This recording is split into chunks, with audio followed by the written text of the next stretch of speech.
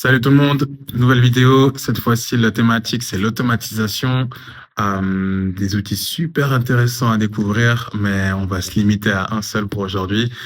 Make.com, ça arrive, mais juste avant ça, je vais juste vous donner ma propre définition de l'automatisation. Grosso modo, c'est n'importe quelle tâche répétitive qui n'a plus besoin d'un intermédiaire, donc un être humain qui, pour à chaque fois effectuer cette rentrée de données, ça se fait automatiquement, donc de façon artificielle, par des machines, et ce sont juste des variables dynamiques, donc qui n'ont pas de statut fixe, qui vont juste à chaque fois en fait enregistrer les nouvelles valeurs et les envoyer d'un point A à un point B.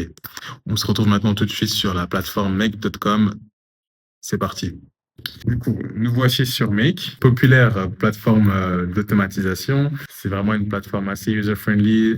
Évidemment, ça demande un temps d'apprentissage, mais une fois que vous êtes familier avec, vous pouvez créer des superbes circuits, des superbes workflows pour automatiser pas mal de vos tâches chronophages et quotidiennes. Et vous verrez, grâce à des plateformes comme celle-ci, il est possible de booster votre productivité de façon exponentielle. Toujours sur Make, et cette fois, c'est avec le webhook qu'on a connecté à un Google Sheet. Donc, si on ajoute un webhook, ça veut dire qu'on va utiliser une application externe pour envoyer la donnée de cette application, depuis cette application-là directement au Google Sheet. Donc, on connecte vraiment deux applications entre elles. Ce que j'avais dit au tout début, point A, point B. Comment ça marche? Vous avez votre webhook qui contient en fait un URL qu'il faut absolument copier sur l'application dans laquelle vous voulez exporter les données. Donc, pour ce faire, vous copiez juste l'information ici, l'adresse, et nous, on va utiliser un canevas. Je l'avais déjà fait, mais on va utiliser un canevas de l'application VoiceFlow, très utile pour créer des chatbots, dans laquelle vous faites juste le copy-pasting ici, et vous n'oubliez pas de bien mettre la post query pour signifier, indiquer que vous envoyez de l'information. Maintenant, il s'agit de spécifier l'information. Donc, vous avez plusieurs options. Si vous êtes plus à l'aise en code, vous pouvez directement le taper en format JSON. En connaissance en code, et du coup, vous choisissez ce format-là, form data. Et là, il vous suffit simplement de reprendre le nom de vos colonnes, qui sont des métadonnées. Et ici, vous allez mettre la valeur, la nouvelle valeur. Donc, on peut faire ID, par exemple. C'est n'importe quoi, hein. ID, hop. Ensuite, vous avez, c'était quoi? C'était nom, prénom. Nom, prénom, nationalité, agent. Allez, go. Nom.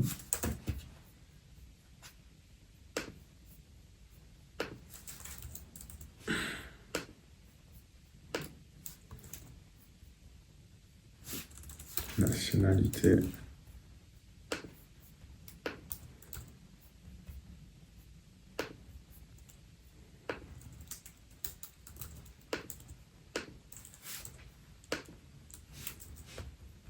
Je vais très rapidement, pour pas perdre trop de temps.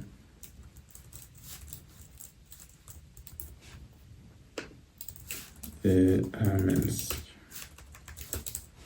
Juste delete ici pour pas qu'il y ait des conflits. Hop.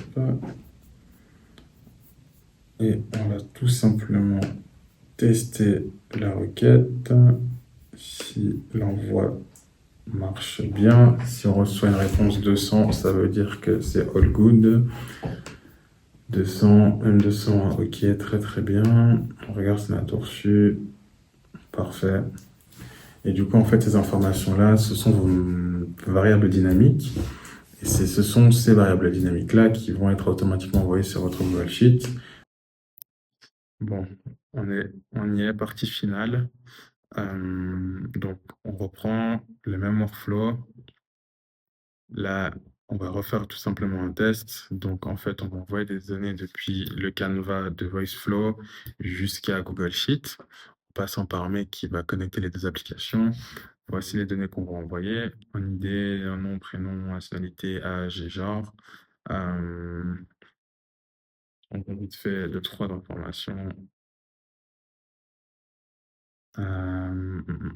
Je vais Janet.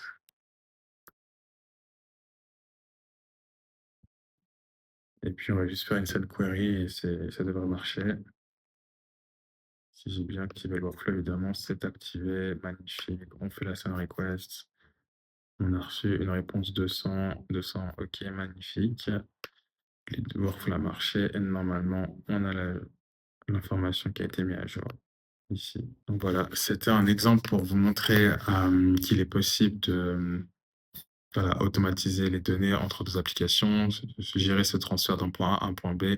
C'était un exemple très, très simple, mais évidemment, on peut le faire avec beaucoup plus de volume de données et de complexité également.